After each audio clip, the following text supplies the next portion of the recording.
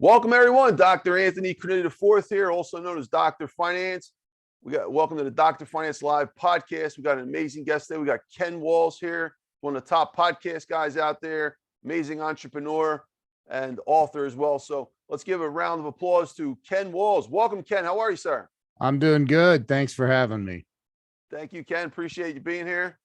All right. So, let's go ahead and get started. Ken, before we do so, I'd like to get a quick snapshot of yourself. Can you give us a quick 30-second profile about yourself, and then we're going to get into your story right after. What would you like to know? I'm CEO and founder of a marketing firm, Client Solution Innovations.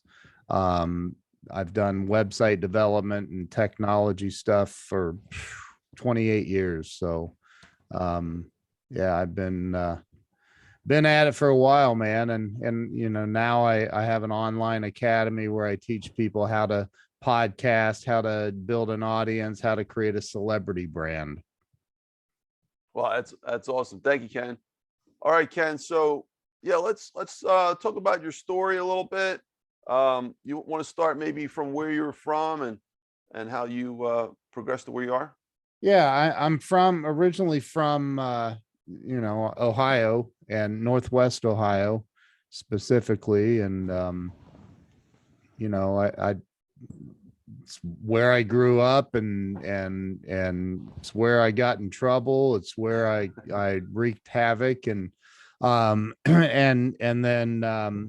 it's where I also left high school in 12th grade and after they told me I wasn't going to graduate because I didn't get a biology credit in 10th grade, I said, well, then it's time for me to move on with life. And I walked out. So that's kind of where it all started. I after high school, I bounced around for several months, but I ended up getting a job working at the Honda of America factory building Hondas. And about 2.5 years into that, I said, this is crazy. I can't do this, for 20, 30 years. And it was awful. So I clocked out at lunch one day and never went back. Wow. Yeah. So, back then that was 30 years ago. So, 30 plus years ago. And I was, 18 years old making 50 grand a year and 30 years ago. So that's, 120 now. So it was stupid money it's ridiculous. Yeah. How long did you live in Ohio for, Ken? I'm still in Ohio. So 53 years. Okay. Yeah. Yeah. I mean, awesome. I've lived in other cities, Seattle, Pittsburgh, Charleston, West Virginia, all over. I've been in multiple cities. So yeah, similar to myself. I'm still in Philadelphia, but left the nest. And the good thing about leaving a nest and coming back is that the second time is by choice. The first time you just enter the world, right? Yeah. Yeah. Well, thank you, Ken. So sure. So you want to tell us a little about your childhood? What was it like growing up in Ohio, your early years? Without getting too deep into it, it was nuts, man. I was raised in a house filled with a lot of drugs and alcohol and unbelievable violence. And, I learned to, stay away if I could, and so it ended up at 12 years old. I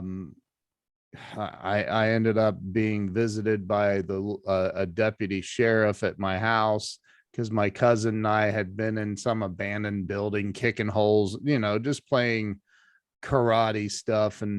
And apparently it was not an abandoned building. They were actually refurbishing this building.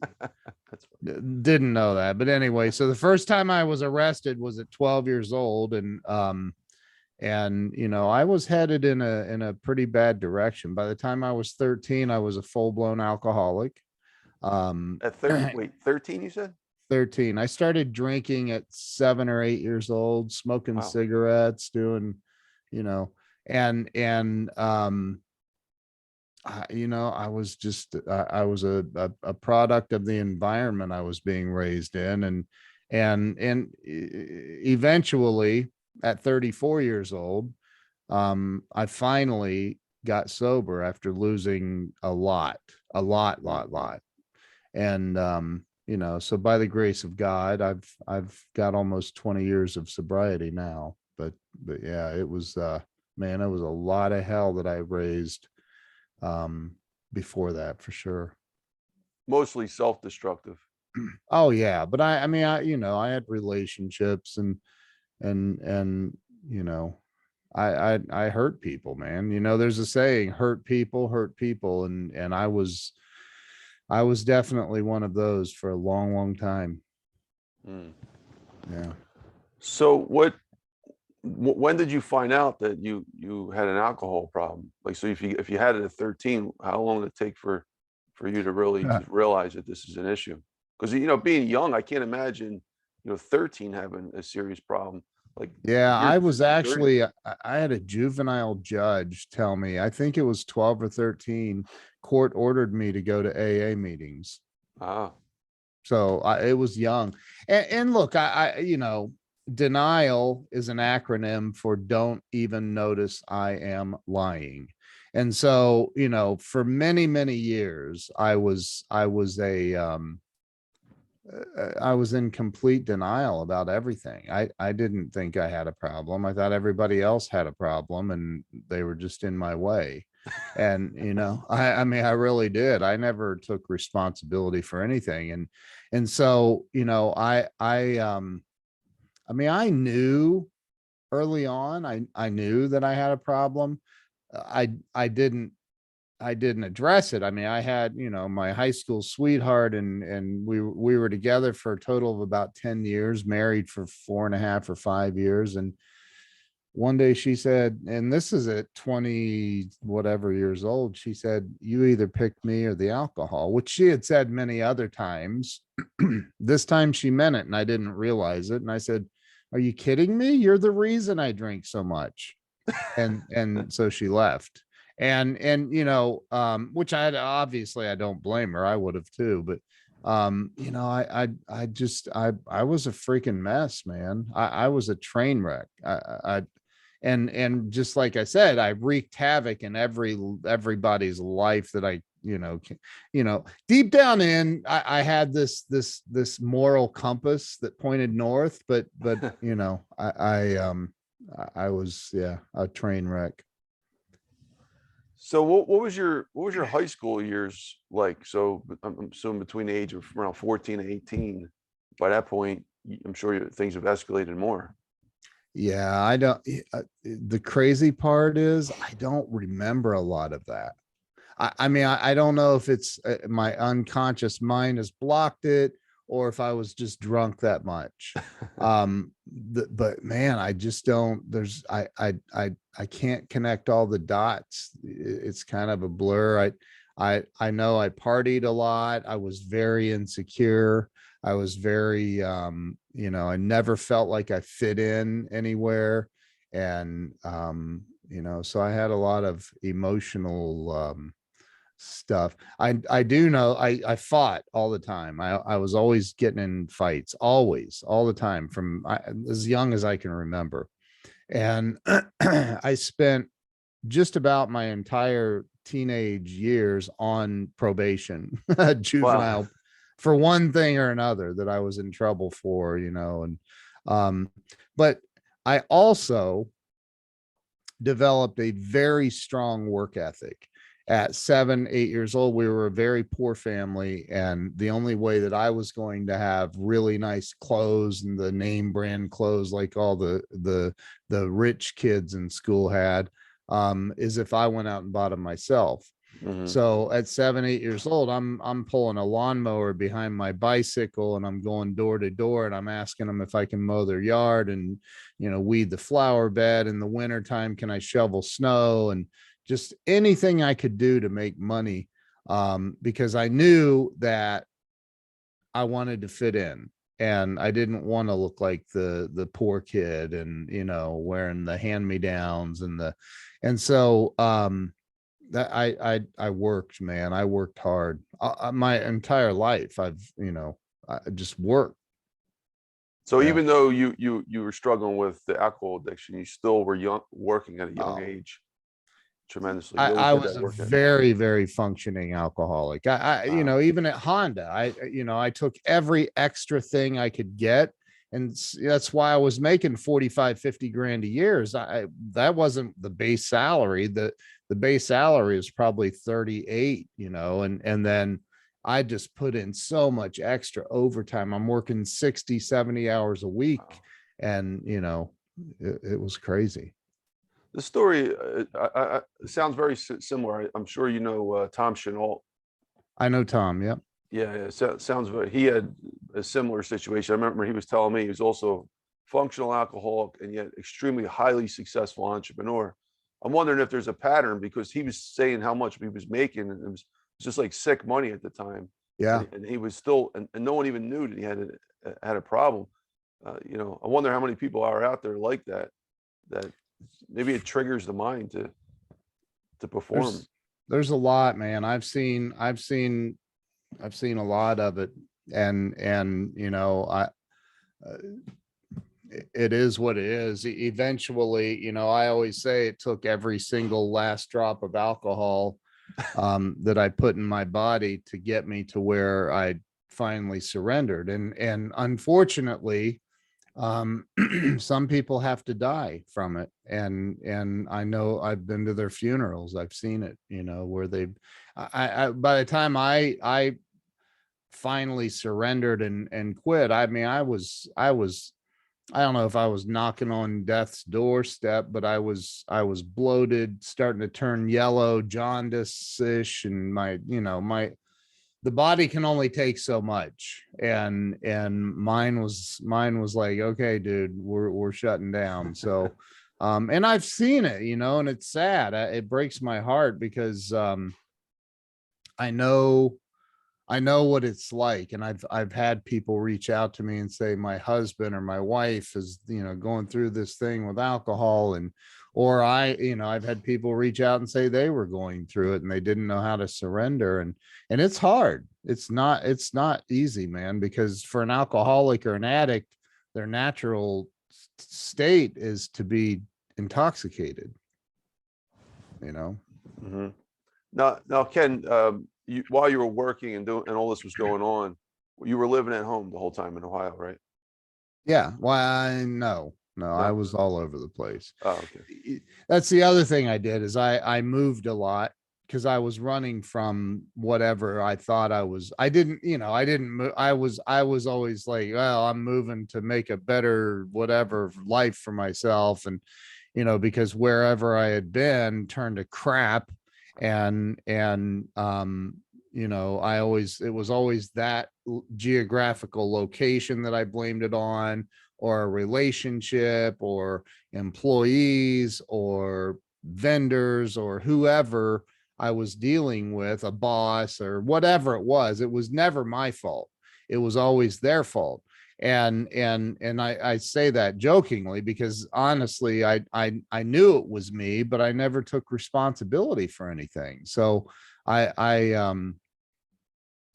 blamed everything and everyone else instead of the man in the mirror. So I moved all over the place, man. I lived all over, like all over. What was your 20s like? Where eventually you were starting to with your businesses? What was your first business? First of all, let's start there, and then what other kind of businesses did you have? My very first business, besides mowing yards at 7, 8, 9, 10 years old, my very first business was a detail shop in Atlanta, Georgia, or well, Marietta, Georgia. I again worked for a company, blah, blah, blah. I went through all the crap.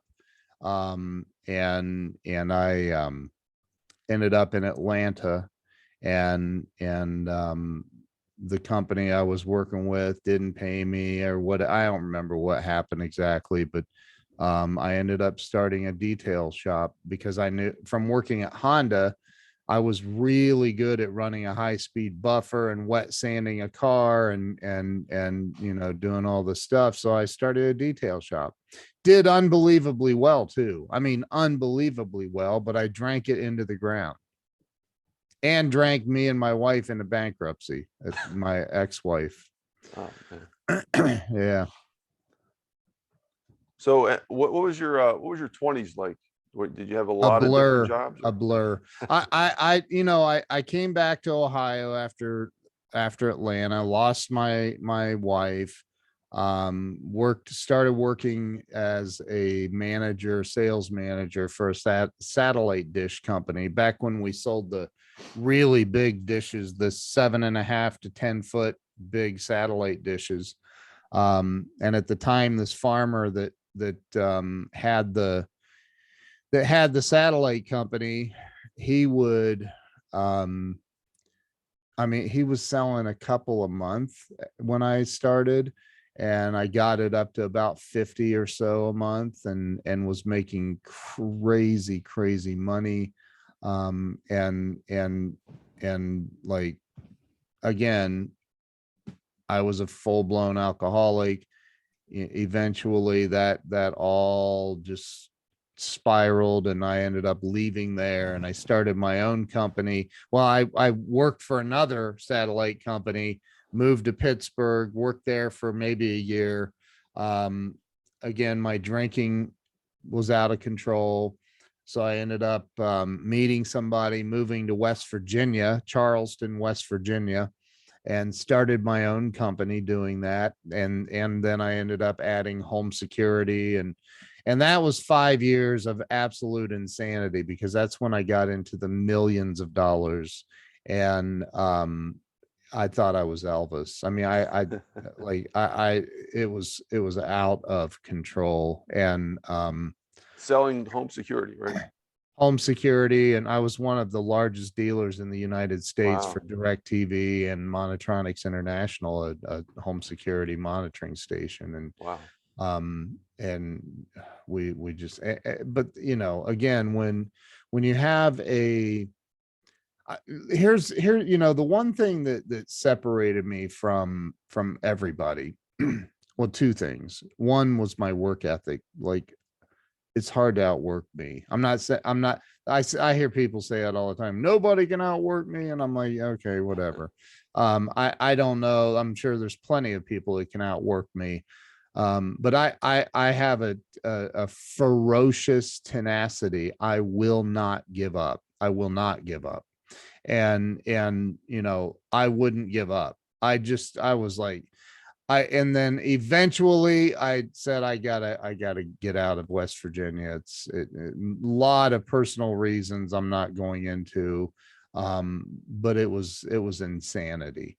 And I finally got out, and I thought, I need a fresh start. So I got a job working for a company that gave me millions of dollars in inventory to manage, and a huge warehouse, all these employees. I was the branch manager, um, and a great salary. They paid me some pretty darn good money to move to Seattle to run this branch. And then within, I want to say, 60 days, they were wanting me to come to work at 9 o'clock. I'm like, who goes to work at 9 o'clock? That's crazy. That's so early.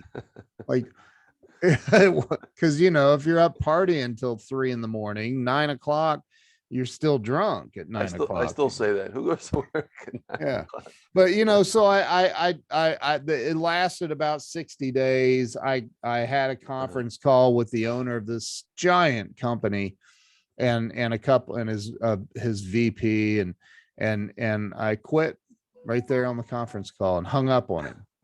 from Wow. his phone in his office in Seattle. And I had 9 employees there, and I walked out and left all those people hanging. And then I became homeless in Seattle, living in my car. Sounds like a And movie. yeah, it was crazy, man. The denial was so deep in me that I just couldn't see. I just couldn't see past my, um, you know, I just had this. I couldn't quit drinking, and I didn't know. I never even really. I never thought about quitting drinking. Like in my brain, everything else was the problem. I was just running into a lot of bad luck. And it wasn't bad luck. I was a raging alcoholic that was out of my freaking mind. I was insane. And I blamed everybody else. It was crazy, man. I mean, it was nuts. And eventually I did a lot of met a lot of different women that would, temporarily let me crash at their house or whatever. And I happened to be in this one house, and I remember I'd been out. And here's the craziest part. Here I am, homeless, living in my car, and I was so arrogant. I How was old were so you, Ken, at that time? 30, 30, maybe Wow. 30, 31, 32, somewhere in there. 30. Yeah, it's right around 30. Excuse me. But I was so arrogant that I told I would meet these women, and I would say I don't have any money, and somehow I'd convince them that to buy my drinks, and I would only drink top shelf. It was Crown Royal or Grey Goose, man, and like I wasn't having it any other way. And yet here I am, broke and homeless. It was nuts. But I wake up this one night after having passed out at 1 o'clock in the morning, and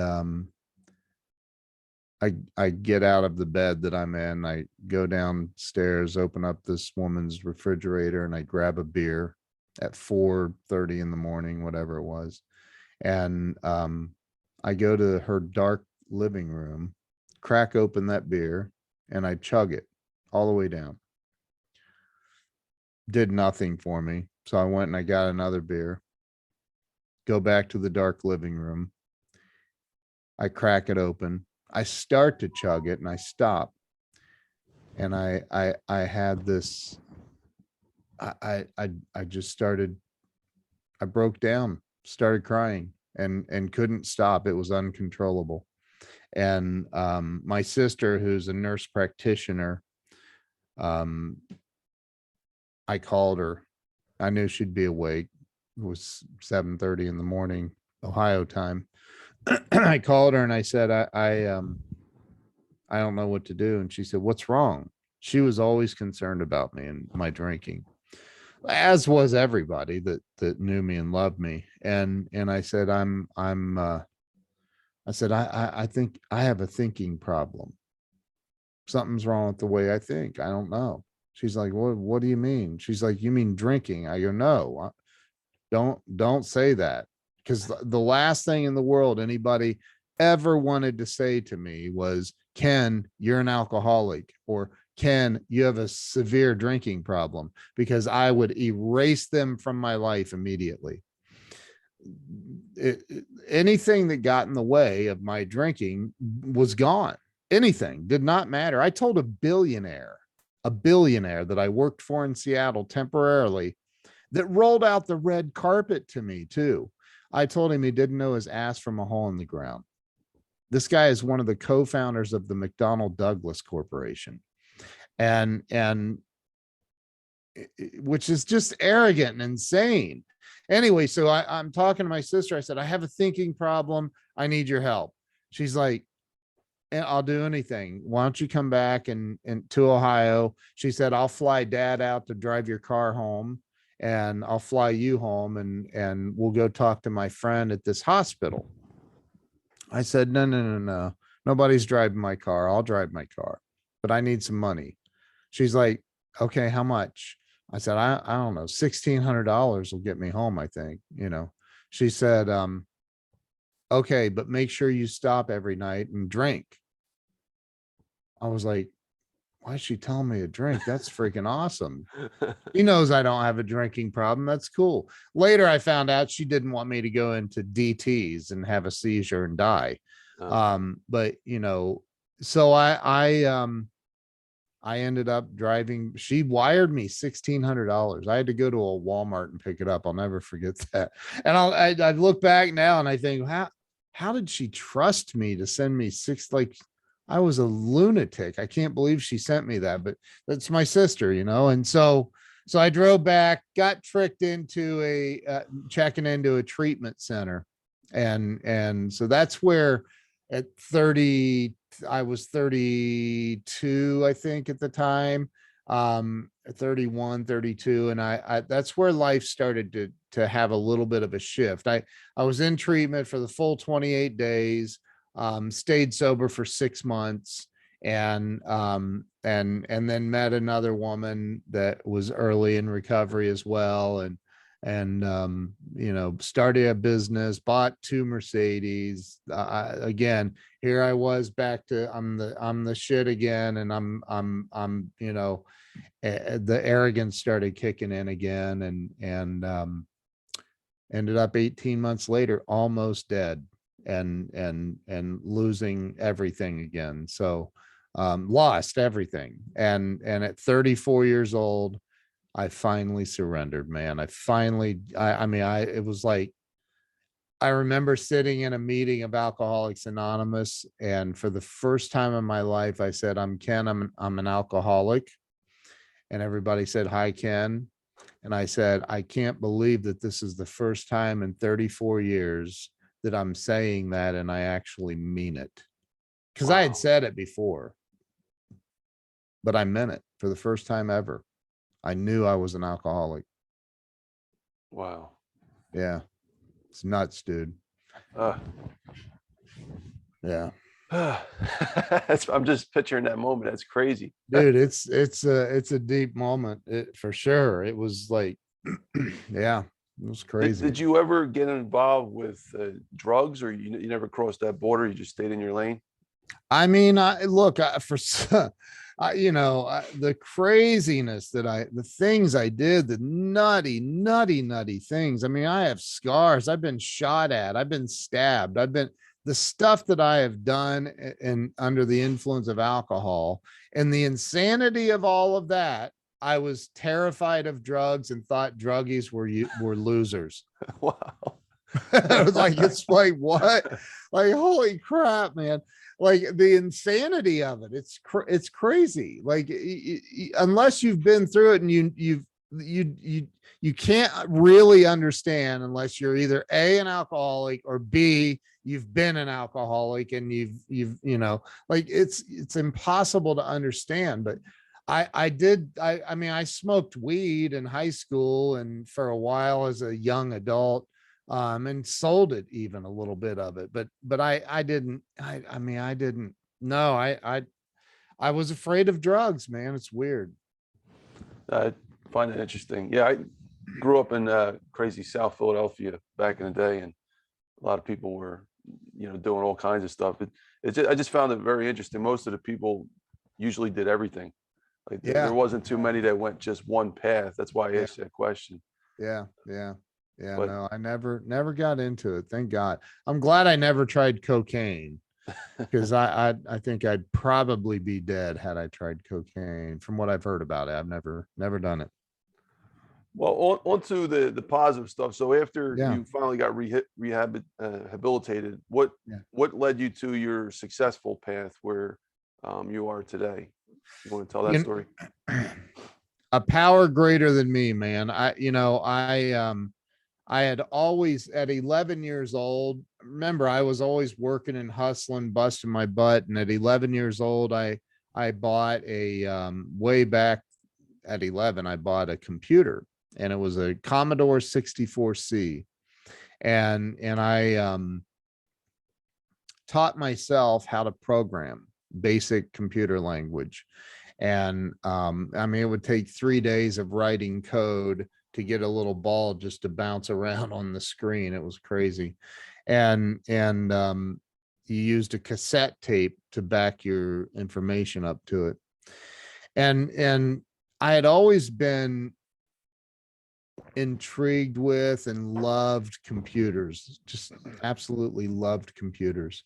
And when I got sober, well, in 1994, when I had the company in West Virginia, I built my very first website for my company and taught myself HTML coding and learned how to do all this stuff.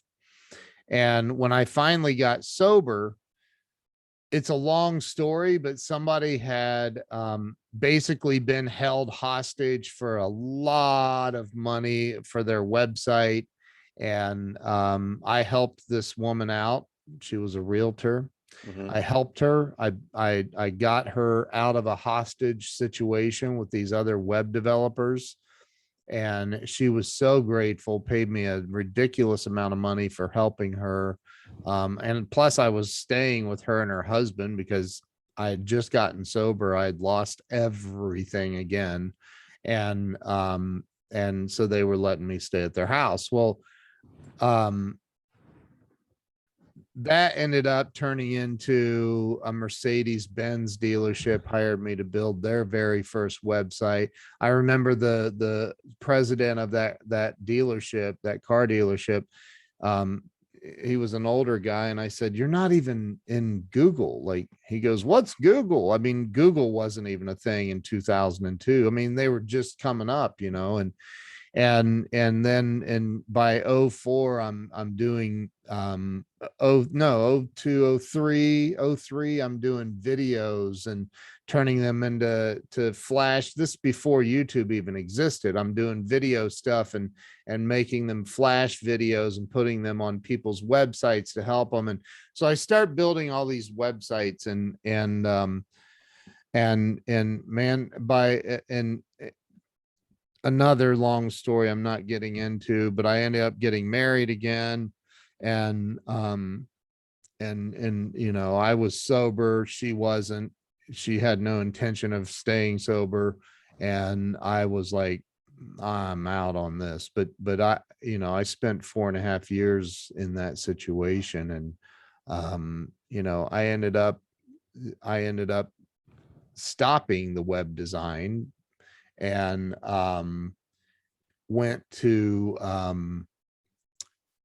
work selling again for a couple different companies. And eventually I got back into the web design and formed my LLC in 2007, with 5 years sober at the time, and really started taking things a whole lot more serious. So that's kind of where, and it was like 2014, somewhere in there, when I ran into this Grant Cardone guy, and I started really following him, and that's a whole nother story. Excuse me, man, I'm sorry. No, it's okay. But yeah, so that it was 07 when I really started taking my business serious.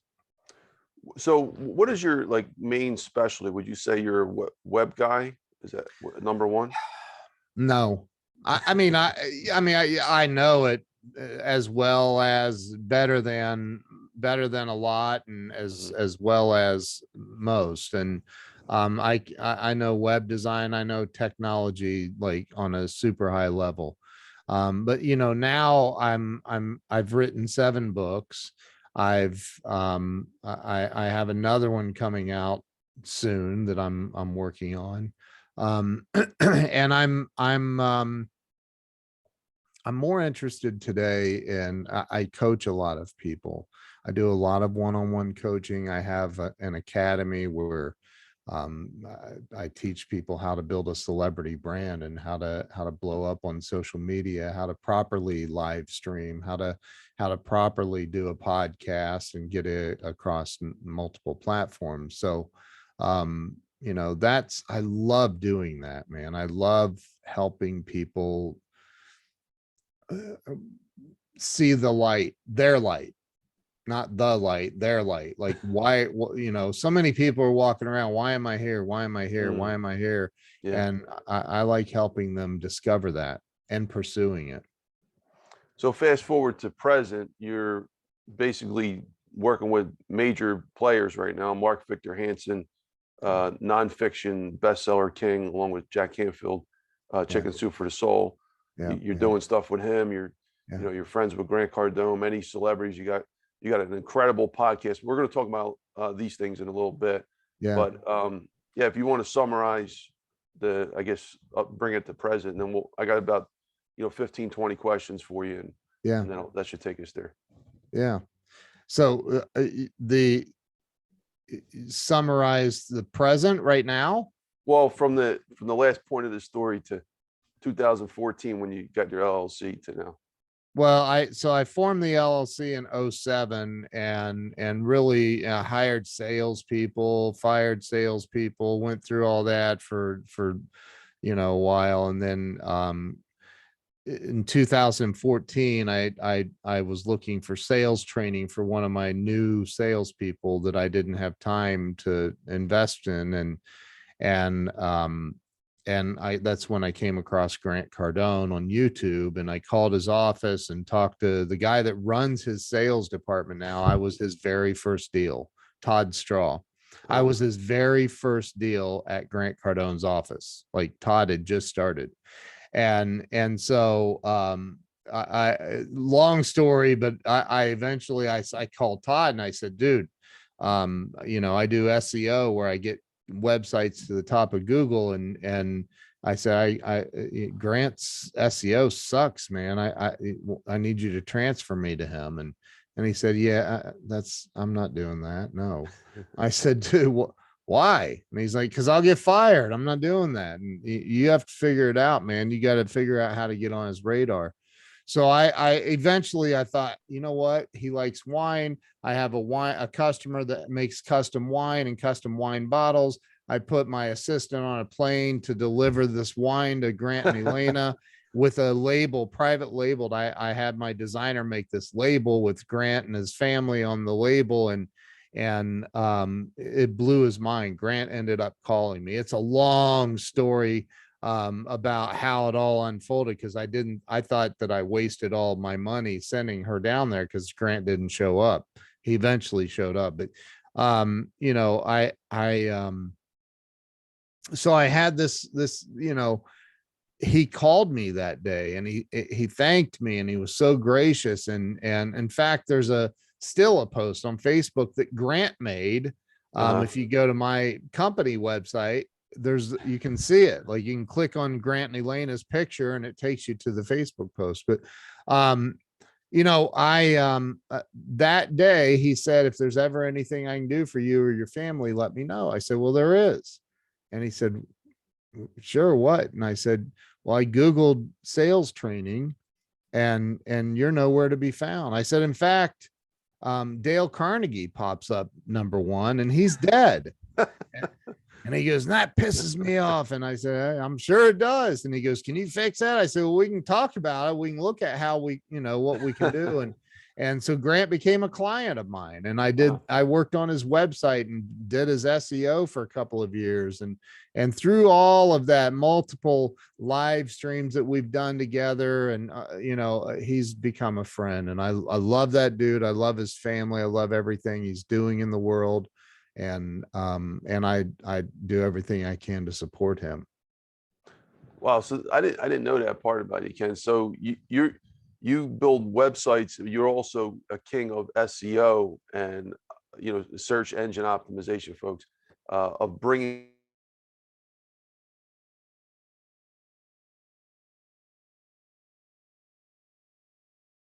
back in 2015, 16, they came out with these updates. They called worst two words in the English language, panda and penguin updates that Google did.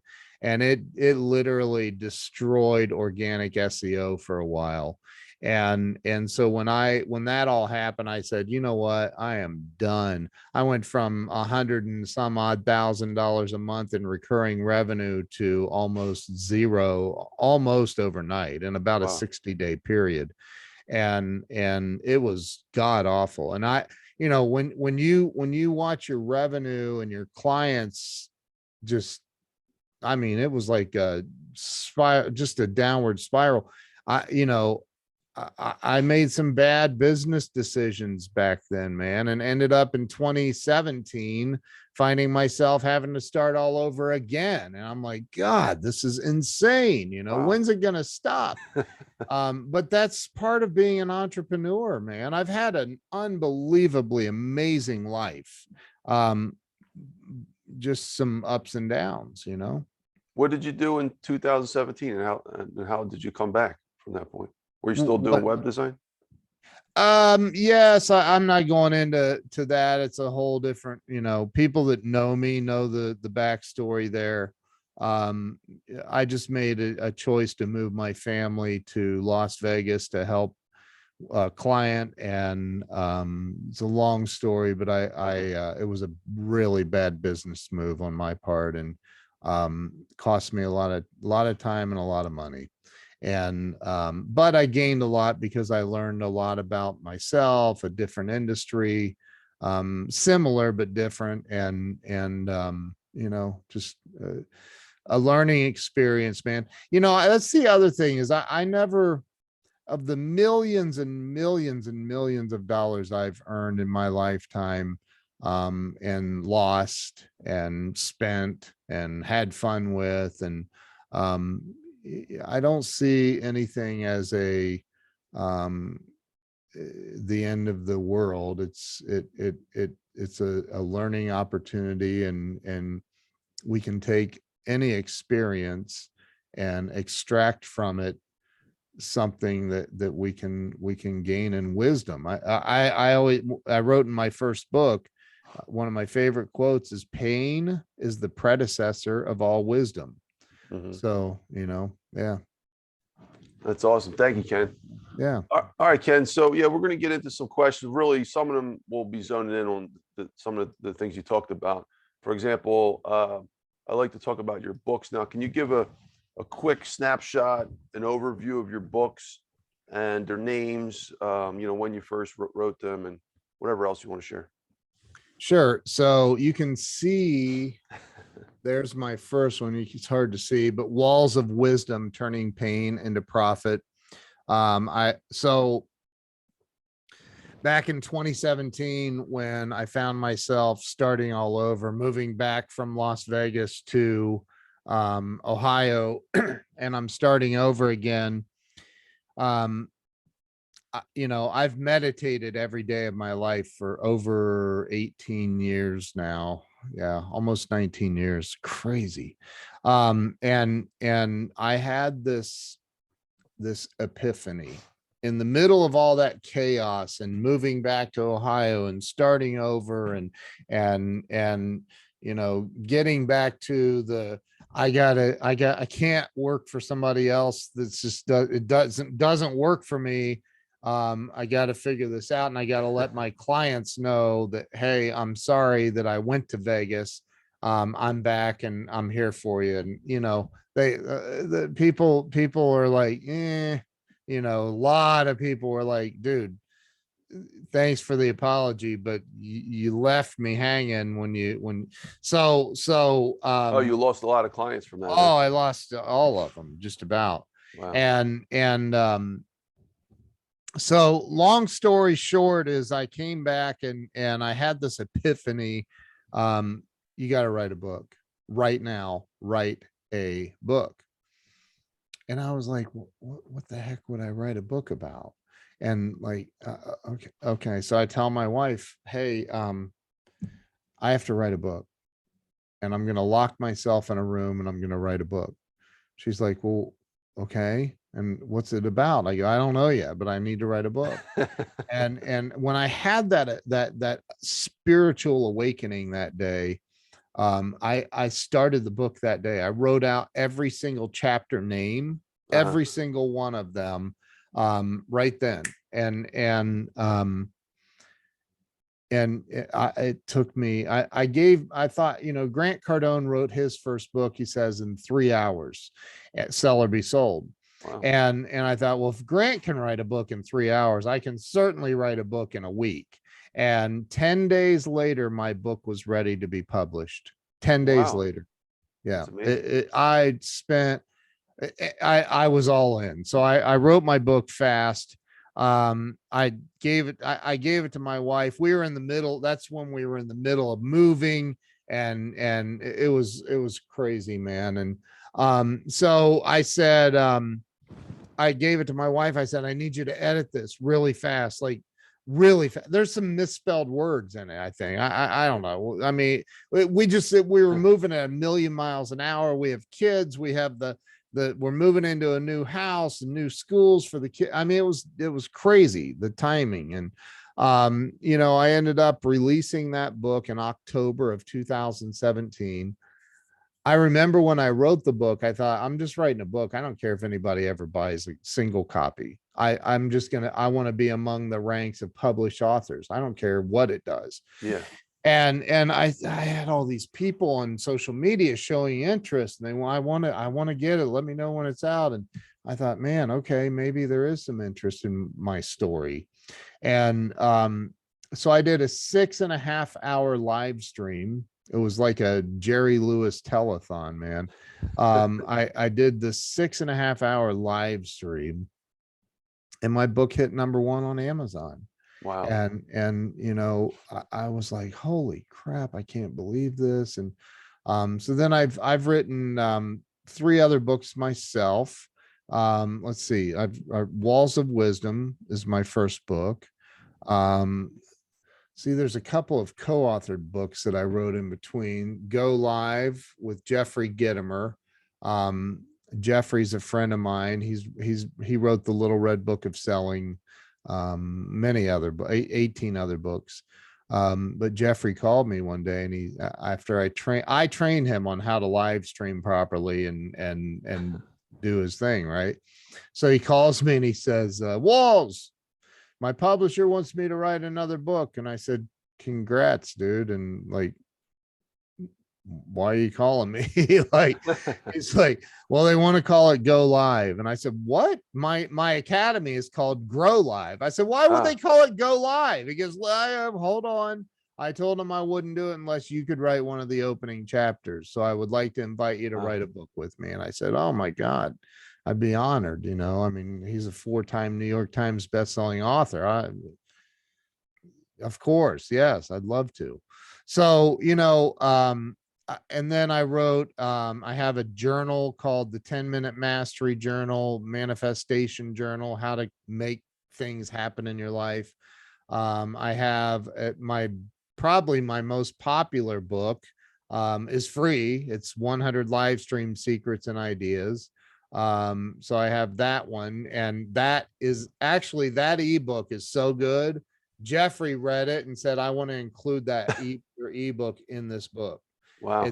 It's because one of the most I've done over 3,000 live streams, and one of the most biggest questions is, how in the world do you come up with so many ideas for live streaming? And I'm like, finally, I wrote an ebook about it, and I give it away for free. And it's just ideas on ideas for live streaming, what to talk about, and all of that. If you don't mind, Ken, I just want to pause. Your live streams, 3,000. Now, this is separate than your podcast, right? We're going to talk about your podcast. Well, no, I mean, my podcast is live. I do them, every one of them live. So that's over 400 right there. But yeah, when Grant introduced, I didn't even talk about that, the live streaming, how that all got started. But I started doing that back in 2014. Okay. And then I've just been a nut job about it. I mean, my first year live streaming on Periscope, I did over 800 live streams. My first year. How long is each live stream? Like, could you like Like, a few minutes or like an no, hour? no, no, no, no, not that short. Never. I don't think I've ever done one for a few minutes. Wow. On the low end, 10 minutes, 15 minutes. On the high end, I've been live. Glenn Morshower and I've been live together for one time. We went like 3.5 hours on a live stream. Like, it was crazy. So Wow. yeah. All right. So back to the book. So how many more books you got? So let's see. I wrote Walls of Wisdom, 10-minute mastery journal, 100 live stream secrets and ideas. Crappy to Happy is a book that I co-authored with Dr. Bernie Siegel. Have you heard? I don't know if you've heard of Dr. Bernie Siegel. He's written a Oh, book. hold on a second. You co-wrote a book with Dr. Bernie Siegel? Yeah. That's my buddy. He was on here. Oh, was he? Yeah. Yeah, it's right here somewhere. I wrote a book with him, and James Redfield wrote the opening. The guy Wow. James Redfield's the Celestine prophecies. So Bernie, me, Dr. Reverend Temple Hayes, who I was just talking to her last night or 2 nights ago. But yeah, I mean, yeah. So That is such a small world. It's crazy. I know Bernie's awesome, man. I love that guy. He's unbelievable. Yeah, I had him on Clubhouse one time, and he's not even on Clubhouse. I had him on the landline while I had 2 landlines to make that work with the iPad, and it was such an incredible night. But it was a lot of hard work running that stage in that kind of Yeah. environment. But he's a wise guy. Bernie is he's incredible. All right, thank you, Ken. Appreciate that. Yeah. All right, so next question: how do you help people to succeed? Maybe 1 to 2 minutes. I help them find out what's holding them back. Okay. I mean, look, that's the problem. If you're not succeeding, that should be your natural state. Right. So if you're not succeeding, there's something, and you have the desire to succeed, then there's something holding you back. We got to uncover what that is, and then we have to fix it. Like, we have to get rid of it. We have to replace it with something better that's going to push you in the direction of success. Thank you, Ken. Yeah.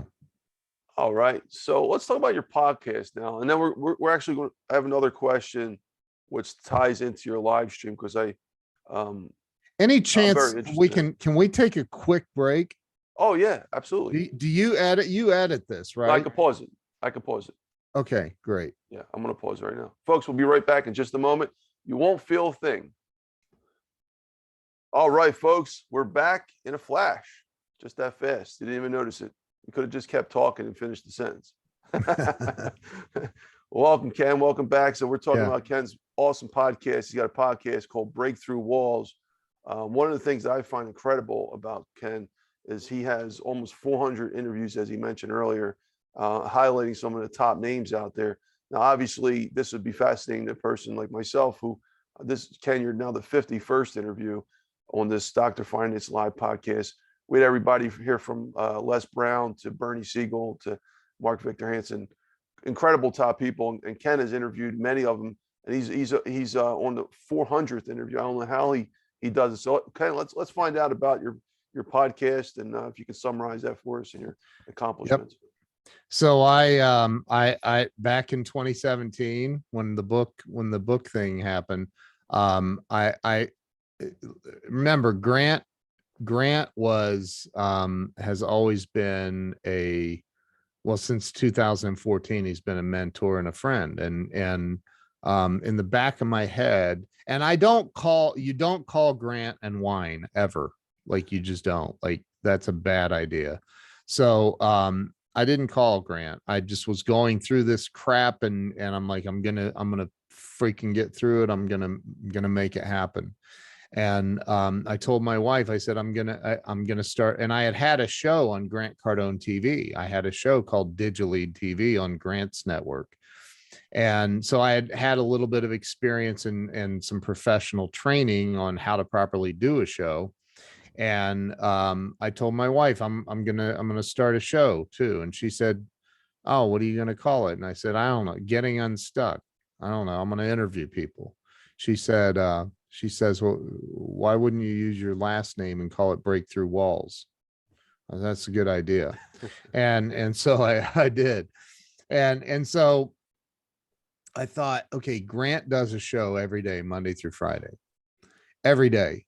And he's got a lot more going on than I have going on. And I'm not going to have the BS excuses. I'm doing a show every single day, and I'll do it every day for a minimum of 1 year. I'm going to do it Monday through Friday, every single day. I'm going to interview somebody. And I just said, I'm going to go. I didn't have an intro video. I didn't have an outro video. I didn't have anything, man, nothing. I called Jeffrey Gitomer's wife and asked her to be the first guest, and she was. And when we started, I said, okay, we're live. And I have the one and only Jen, and her name was Gluckow. They weren't married yet.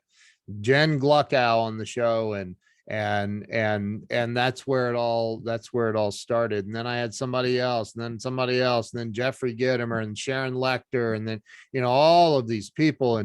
And every single day, even if somebody canceled, I would scour my friends list on Facebook and get a last minute, "Hey, you want to be on? Let's go. Come on, get on here with me." And I made a commitment that no matter what, I was doing a show every single day. And Since what's funny, 2017, right, Ken? that was in 17. Yeah. Okay, gotcha. What's funny about it is I'm coming up on 4 years. I can't even believe it. I think April Wow. 20 something is 4 years. What's crazy is I've done 430 interviews, I believe, 420 something. I have to go look. I have a bunch in the can. I need to get uploaded, but what's funny is I when I had John Lee Dumas, who's got one of the top podcasts in the world, the Entrepreneurs on Fire. He's always in the top 5 in the world. He's on. He goes, "How many of these have you done?" I said, "At the time, like 320 or whatever." I don't know what number he was. And he said, "Dude, they're all video?" And I said, "Yeah." He goes, "That's crazy." He goes, "You realize that puts you in the top 1% of all podcasters on planet Earth?" I said, Wow. "What?" And he said, "You're in the top 1%, dude. Everybody gives up. Nobody does. I mean, you've done 300 of these." I said, "No, 320. Like, I've done a lot." And he's like, that's incredible, man. And so, I don't know where my numbers are as far as downloads. I don't track that stuff. I need to probably, but I don't. But I just, dude, I said, I'm all in. I'm going all in on this. And so what's insane about it is, again, I know technology better than most people, and I know how to make technology work right for marketing. I've been my wife was the global VP of marketing for 2 different $500 million a year companies. I mean, she knows marketing like on a level that I'm like, could you come back down to earth and explain that to me? But so we make a great team when it comes to marketing and especially in the digital world. But I start doing this show, and here's why I decided to do the show the way that I was doing it. I was stuck. I was in a really bad place, financially, emotionally, everything.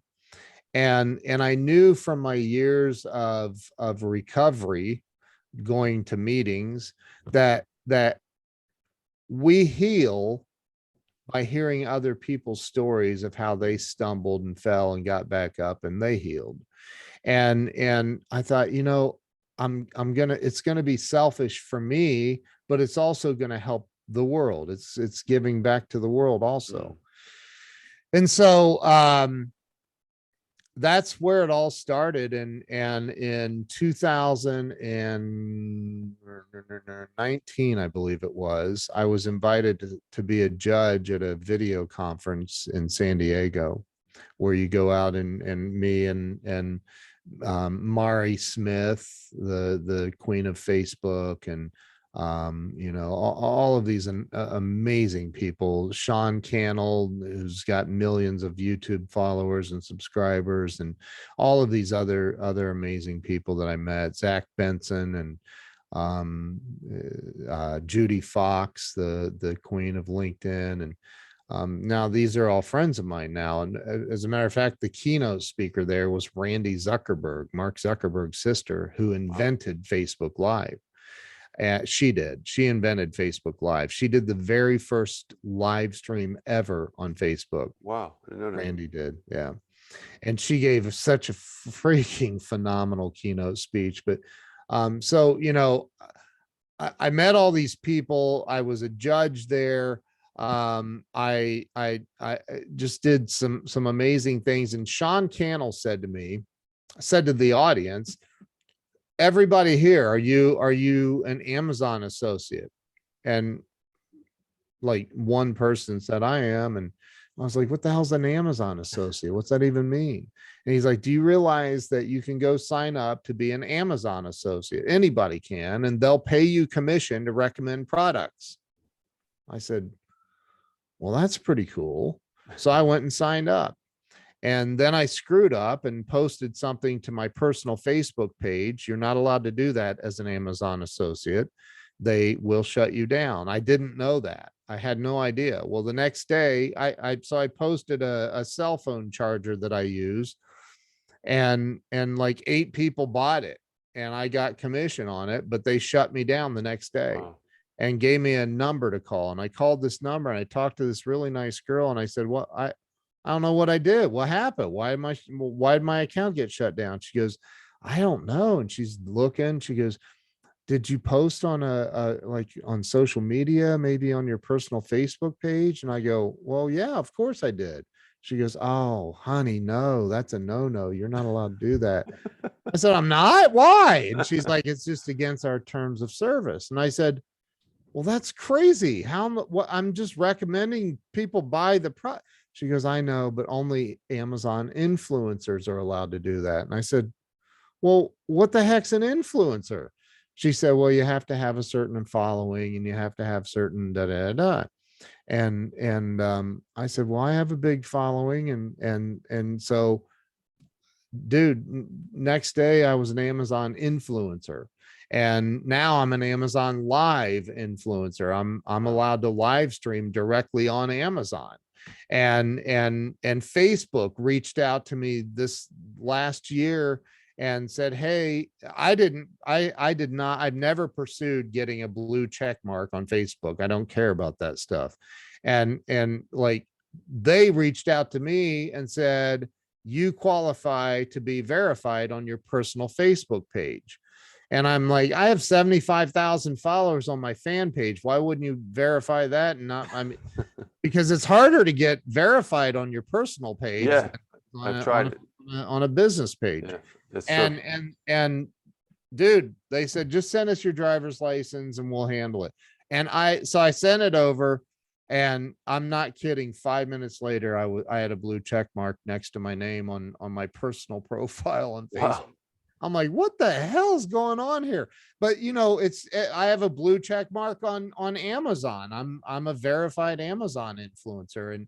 And so, I look at all of this, and it all comes from one thing, and that is a commitment. And I made a commitment to excellence. I made a commitment to I can't even name how many, I don't know how many people have said to me, Ken, that's one of the best interviews I've ever been on. I have Victor Hansen and Crystal and a bunch of other people who've sent me video testimonials saying this Ken is one of the best interviewers out there. And I don't say that to brag, man. I say it because I'm like, dude, this is unbelievable what I stumbled into. Like I literally was just like, I need to get attention. I need to give back to the world. I want to help people get unstuck. I don't ever want to be stuck like this again. And so I start interviewing people, and it's turned into this thing, man, that's just absolutely amazing. Wow. So the interviews has definitely helped promote your personal brand and take you to the next level, maybe through power of association, right? What do you say? I mean, yeah, that definitely helps. But it's more about the sheer volume that I do. Like, you know, I've hired a lot of salespeople and trained a lot of salespeople over the years, a lot. In 30 years, I mean, it's been a lot. I don't know how many, but a lot. And there's one common thing that successful salespeople all have in common that unsuccessful salespeople miss. And that is tenacity, not giving up, not giving up. And I mean, when I talk about pumping out volume, when I talk to people that want to become a celebrity brand, dude, you got to make noise. Yeah. You can't sit back and think it's just going to come to you. It doesn't. Thank you, Ken. Ken, so we're three more questions on the podcast. If you do maybe 30 seconds each. Yeah. How often do you post each episode, and what is the recommended amount of posts to make it to get to that point where you can, there's a tipping point? Some people say it's 100 episodes, you really broke through that wall, so to speak, or some say 50. Like, is there a magic number? You did over 400, almost 400. That's incredible. No, I've done over 430 ish. Wow. Somewhere in there. But you're in a league in your own, as your friend said, and you were probably a few years ago. So like your average podcaster probably won't get past 20 or 30. So how often do you post to your podcast? Let's start with that. I mean, this right now, I'm only doing 1 or 2 a week. And I don't always get them up to the podcast network right away. There's normally a couple of week delay. And I'm trying to get better at that. It's just, my schedule's insane. So I mean, look, I think that if you really want to make it as a podcaster, you really want to build a celebrity brand, you really want to make a lot more money, you got to do whatever it takes. And if that means you do it, you post every day, then you do it every day. Lee Dumas told me when he first started, in his first 5 years, he did over 3,000 interviews. Wow. 3,000 in 5 years. That makes me look like a beginner. And I said that. I said that to him. I said, dude, what? And he said, but I don't do video, man. He goes, and he goes, I do 30-minute interviews. Yeah. So Okay. he goes, I do a 30-minute interview. I'll ask a question. I'll get up and walk around and do other stuff. And I'll come back and ask another question. And he goes, so, mine's audio only. And he goes, I was doing 8 a day. And he goes, once a month, I had what I called my Super Bowl weekends, where I would do on Saturday and Sunday, I would do 16 interviews a day, dude. I can't. So it comes down, and he's like, dude, I was a loser. And, now he's making millions of dollars a year doing podcasting. And it's like, he goes, look, man, what you're doing, you're on the right track, man. You just got to keep doing it. If you really want to make it, it doesn't take unbelievable intelligence. It doesn't take, you don't have to have that Grant Cardone or Tony Robbins demure about yourself. You can make it if you just go. What's the magic number, do you think? 50 episodes, 100, or depends? I have no clue. Don't know. I don't know, man. I don't know. It's at least 100 if there is a magic number. To be financially successful, at least 100, you would say. To start really seeing, where you're starting to move the needle, people are starting to notice you. Yeah. I mean, and again, it depends on other factors like how much are you spending in ad dollars pushing your stuff out. I spend money. When I had Brian Tracy on, I mean, I spent $250, I think, running YouTube ads promoting it, which now has almost 30,000 views on the one YouTube video. Wow. Yeah. How do you monetize a podcast? Maybe 30 seconds. I don't. Okay. I don't. I don't. I don't, and I don't have an interest. I have had so many people reach out and want to sponsor my show, and I don't. No, it's not an option. Don't So reach out. you don't do it for the money. You do it Nope.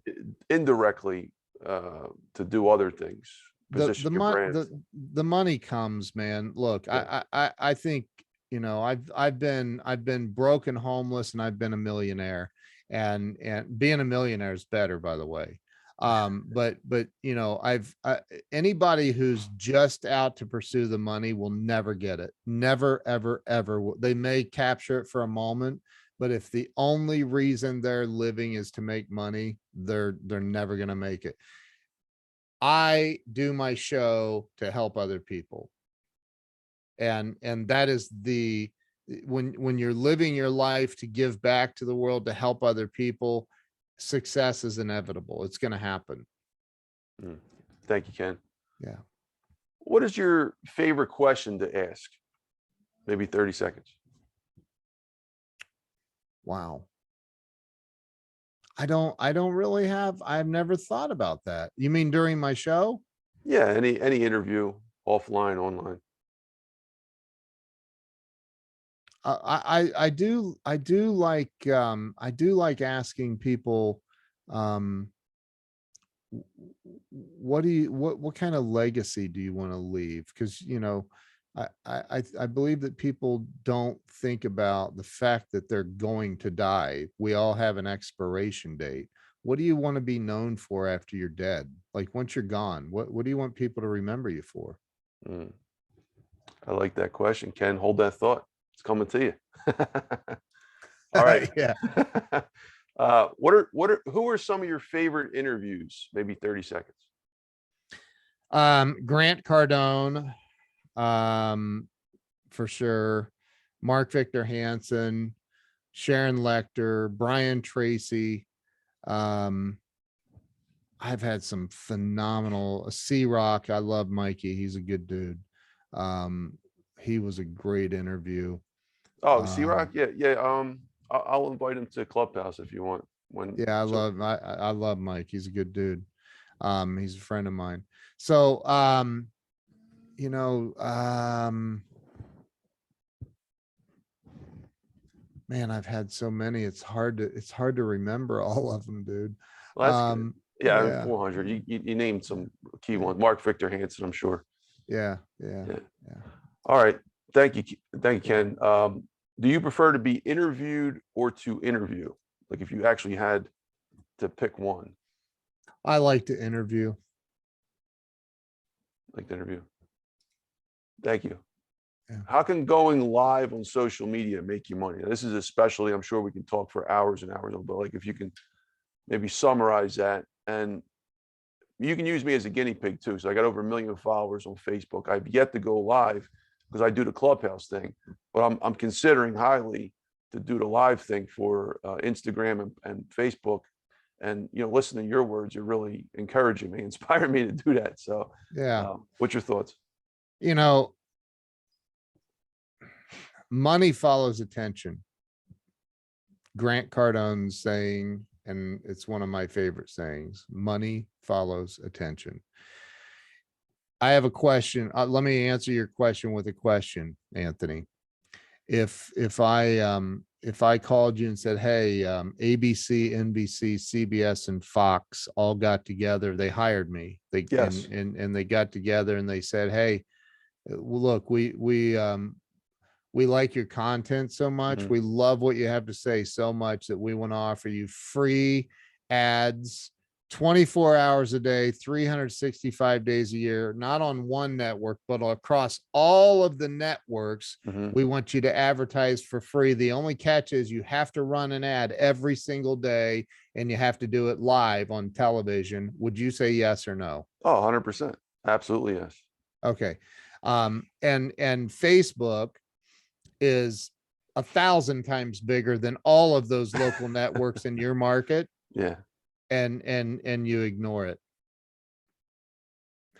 Live streaming, the algorithm on Facebook is your only competition. I'm not your competition. Grant's not your competition. Gary V is not your competition, who Gary follows me on Twitter as well. But all of these other people out here that we all look at and admire and look up to and aspire to become, they're not our competition. Our competition is the algorithm, and the algorithm favors people who use the platform. Right. So if I go live, I'm going to get a buttload of people that show up for my live stream. If you go live, whether you have 1 million or 10 million followers, if you don't use it, you're not going to get that many people to show up. Yeah. Because Facebook doesn't show it to them. I know. Because I'm still getting the same amount of, I usually get between 1 and 5,000 likes on each post. And I'm still getting the same amount at over 1 million than I had when I had 100,000. Yeah. It doesn't, something's not right. Because the algorithm, it's the algorithm. Yeah. Thank you, Ken. Yeah. All right. So why is keeping your word so important? Maybe 30 seconds. I mean, there's nothing more important than that. You're only as good as your word. I've been in the unique position of, it's not unique, we've all been there, but I've been in the position of breaking my word intentionally back when I was a raging alcoholic, and not giving a crap about anything except for getting a drink. Man, living life by keeping your word is so much easier, so much better. The return on that investment is so much better than making shit up and lying. Pardon my language. No, it's okay. Thank you, Ken. Beautiful answer. All right, Ken, I want to respect your time. So I have a few more questions left, and we can probably get done in about 5 to 10 minutes if that's good with you. If we do 30 seconds each. Yep. Okay, cool. I want to make a great interview for you, though. So, what is? How did you become friends with Grant Cardone? I mean, you already told us the story, but you want to summarize that, maybe? I showed up. I used his own 10x rule principles against him, and I showed up. I delivered bottles of wine. I delivered back. I was back in the same 2014, 2015, I saw that he had a 10x Super Life webinar that he was doing. It was $49 to attend. So I bought a ticket. I'm live on Periscope, and people are like, I said, you guys, hey, Grant's doing this webinar. You got to be on this webinar and blah, blah, blah. And some woman says, hey, I'd love to, but I can't afford it. I said, you can't afford $49? What? And I said, I'll tell you what, here's what I'll do. I'll run a little competition. First person to answer it correctly and tag me and Grant on Twitter, you'll win. I'll pay for your ticket. Well, I did that. Somebody else won. And I'm asking questions out of Sell or Be Sold. I'm asking questions out of Sell or Be Sold. And I'm like, his book. And so then I'm like, that was freaking awesome. Next day I do it again. And then I do it again. I'm calling Dave Robards who's a friend of mine at Grant's office. And I said, Dave, you need to, here's my PayPal and let's get this person handled. So I did that like 5 or 6 times and on Periscope live. And one day Grant shows up.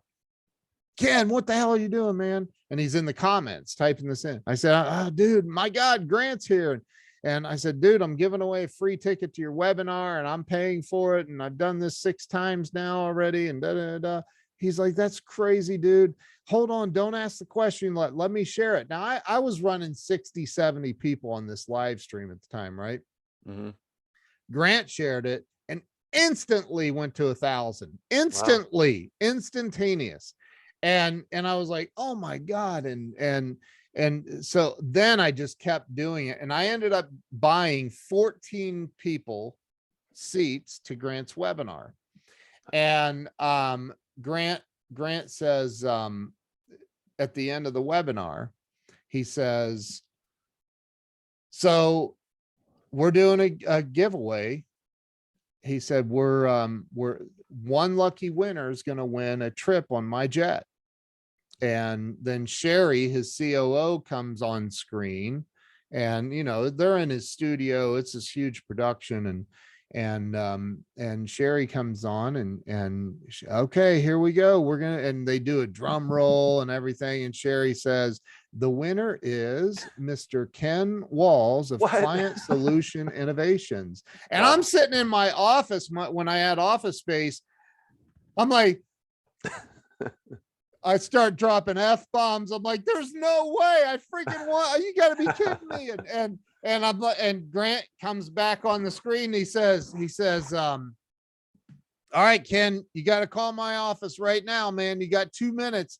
I'm thinking, oh my God, I'm freaking out. I'm like, I called his office all the time. I forgot the number. I'm sitting there going, what's the number? What's the number? What's the number? So I call, and Grant puts me on speaker, and I'm on at the end of the webinar, and dude, it was freaking unbelievable. And so when they called to book Grant flying into Columbus, Ohio to pick me up on his jet, Sherry did. I said, Sherry, I appreciate it. I've been on private jets, and one day I'll be on Grant's jet. But, for now, I would like to just spend my own money, fly to Miami, and sit with Grant in his office one-on-one and pick his brain. And, saved him 30,000 in fuel and whatever. So I get on a plane, I fly to Miami, and plan to meet with Grant for like an hour and a half, 2 hours. Dude, he gave me 3 hours. He had lunch catered in. Grant and I sat at his desk eating lunch together and talking, and it changed my entire life. Changed me forever. Wow. Forever. Yeah. Just the words alone, or just the total experience? Or the total experience and what he told me I needed to do. That is an incredible story, Ken. It's dude, I tell the story and I still can't believe it happened. Like, I like your strategy too. That's what I'm reflecting on in my head. I'm like, wow, that's a great tactic. I love it.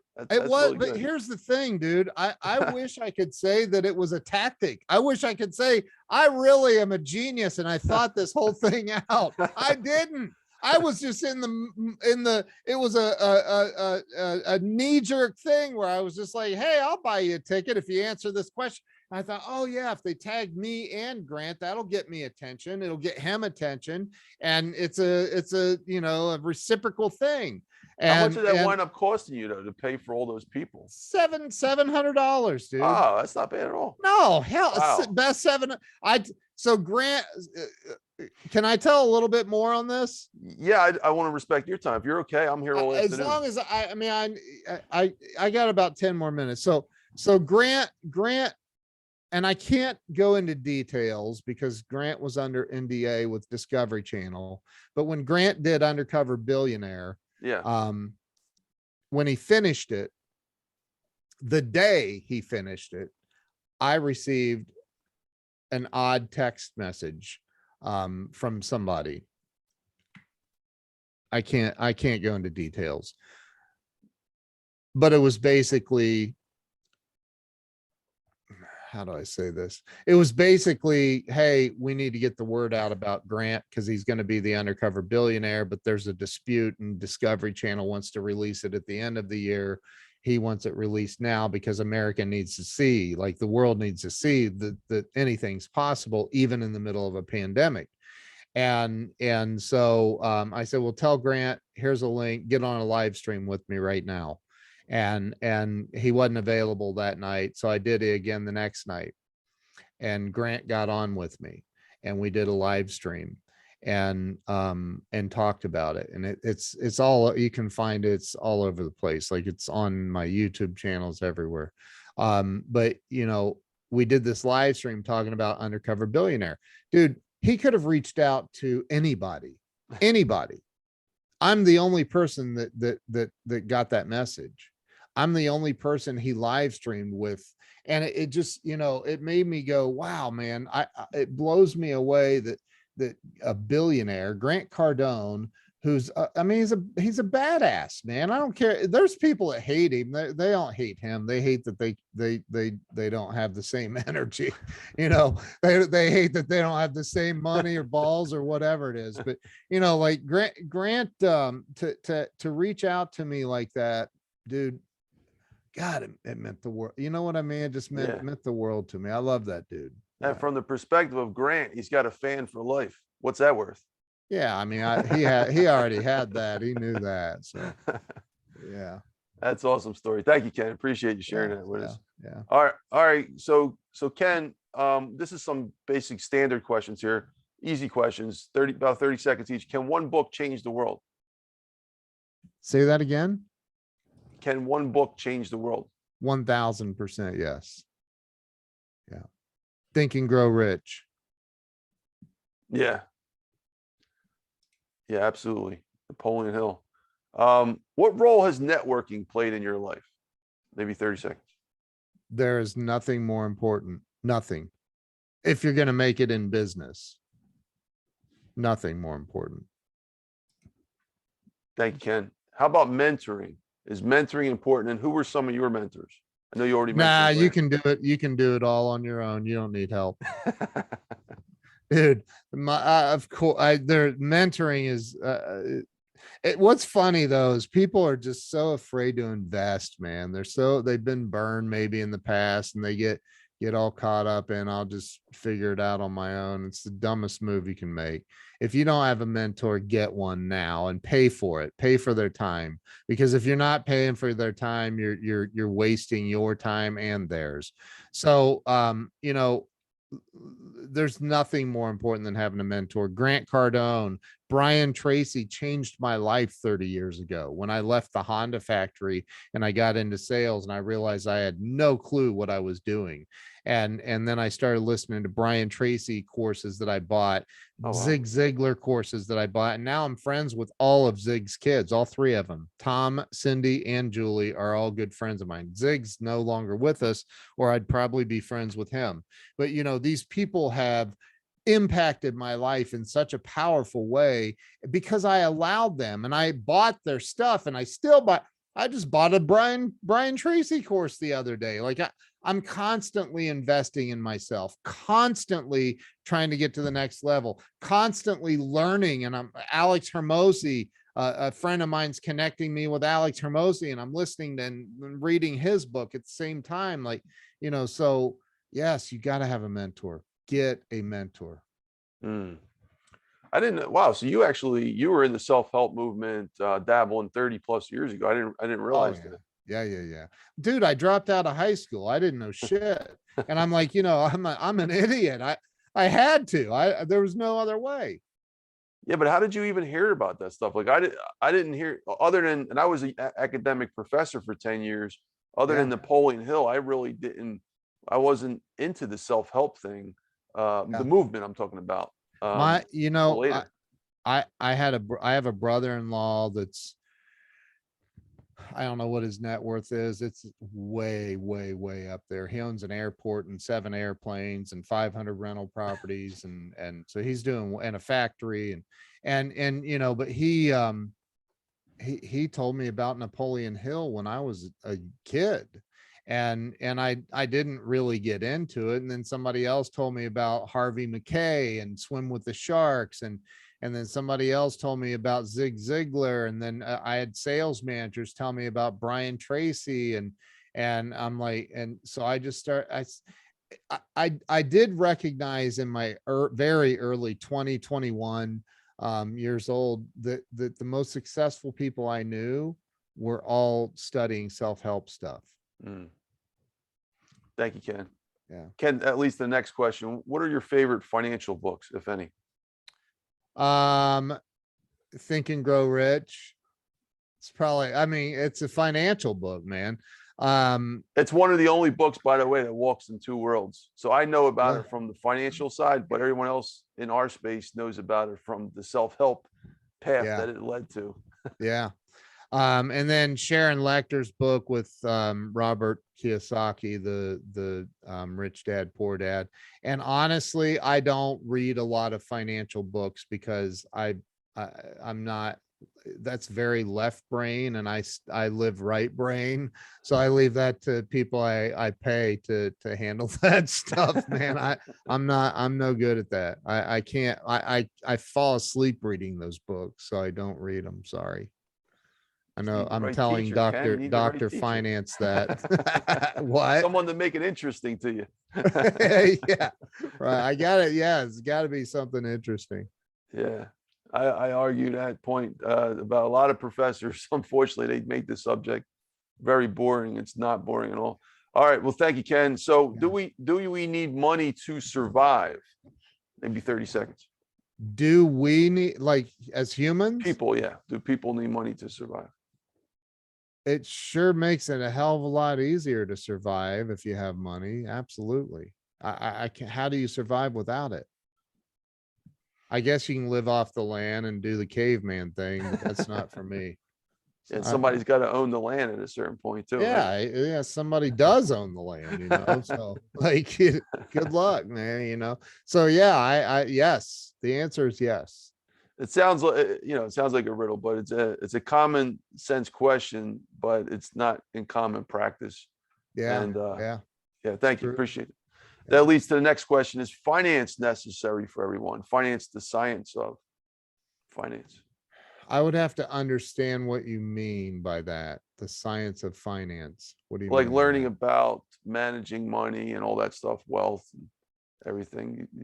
You know, it would be nice if they would actually start incorporating some of this into the public school systems, because I wasn't taught a thing about finance ever in my life. Like, they don't teach it It's unless you go to necessary. college and specialize in it. Mm. But you would say it would be necessary. I think it would be, yeah, absolutely. Yes. Yeah. Yeah. Would help people out. Thank you. Yeah. Yeah. All right, three more questions left. How important is having a purpose in business? And what is your purpose? There is nothing, I think, more important than having a purpose for what you're doing in your business. If you don't have a purpose, it's what Zig Ziglar said, you're a wandering generality. Without the purpose is what creates the goals that create the everything else. So my purpose is to positively impact 100 million people on planet Earth for the better. Thank you. How about 8 billion? 8 billion. I'm starting at 100 million. Once I get there, we'll tackle some new goals. Thank you, Ken. Awesome response. What would you like to accomplish in the next 10 years or so, and why? There's a lot of things I want to accomplish. I don't think 10 years ahead, dude. I don't think 5 years ahead. When people ask me, what's your 5-year plan? I'm like, look, I have a today plan. I have a 30-day plan, and I have goals that I'd like to hit by the end of this year. But I wake up every day and take it on with 100%, sometimes more. And I don't think that far in advance. So I don't really know. I know on my big vision board and my goals, I have private jet. I have, some other things that I want to have for me and my family, but I live every day just trying to be the best husband, first father, and best person for the people that I interact with, my clients and other people on a daily basis. It's a great response. Absolutely. What about like maybe books or movies or things like that, or Do I want to create more create? books? Yeah. Yeah, I mean, I'm writing another book right now. Oh, okay. I'm not gonna. It won't be done in 10 days, but I'm writing another book right now, about influence, and so yeah, there's definitely more books, a lot more, I think. Thank you, Ken. And I saved the last question, the best for last. And I know this is your favorite question. What would you like your legacy to be to this world?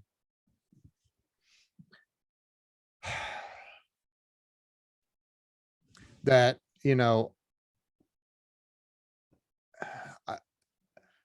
I wasn't perfect, because nobody is. But that I gave everything I had to helping other people discover who they really are, get in touch with who they really are, and become who they were supposed to be. That's beautiful. Thank you, Ken. All right, Ken. Well, I want to thank you for coming here today. I really appreciate your time. I look forward to seeing you next Friday night on Clubhouse. Folks, definitely give that a check out next Friday night. Ken's going to be there 7 to 9 p.m. Eastern time. Going to be an unbelievable evening. So thanks again, Ken. And before I close out, I'd like to hand the floor over to you. If you want to talk about anything, your books or any projects you have, the floor is yours, Ken. I appreciate you having me come on here, and the talk that we've had. And I mean, look, I'm always looking to bring new people into the Grow Live Academy. I'd love to have growliveacademy.com. Go check it out. Jump in with us. I do a live coaching call for an hour and a half or more every single Thursday evening. And I have celebrity friends of mine that show up, and not always, but a lot of times. I have pre-scheduled celebrity guests that come in and teach and help people. I've had Kyle Wilson, Jim Rohn's business partner of 18 years, has been in there, and Glenn Morshower, my best bud in the world, has been in there. I don't even know how many times, a dozen, maybe more, 20 times, teaching and helping people grow and learn. And Glenn's a very famous actor that's done over 260 things. But I love helping people, and I love having people get involved. I'm creating a pretty big community there, and we all just, it's like a family, and that's what I love. So that's really it, man. Just go out and be the best you can be every day, and stop listening to the bullshit stories that somebody else gave you, like create your own. And Ken, where can people find out more information about you? Social media, your website, if you want to state that as well. Yeah, kenwalls.com is my website, and the Grow Live Academy it's linked from there, but you can also just go to growliveacademy.com. And yeah, and I'm on every social media platform, I think. I don't know, they keep coming up with new ones, but but I think I'm on all of them now. So yeah. Including Clubhouse. Including Clubhouse. Yes. Yep. All right.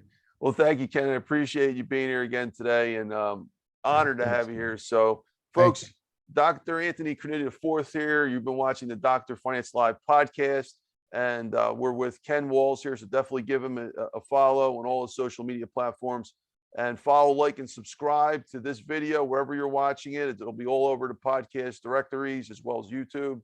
Also, make sure you check out Ken next week in Clubhouse between 7 and 9 p.m. Eastern time. Here's the website where I also will be posting on the podcast page, drfinance.info, where you'll find all my info on there. Here's my 3 books on the wall, folks. This is the message I send to the world. The first book, The Necessity of Finance. I wrote it for my finance students about 10 years ago. The most important lessons in economics and finance. And then my last book, The Survival of the Richest, is about a 500+ page book, really tying in my conclusions. With that said, folks, you've been watching a great episode with Ken Walls. Look forward to seeing you on the next episode. So thanks again, folks. We'll see you soon. Bye-bye now.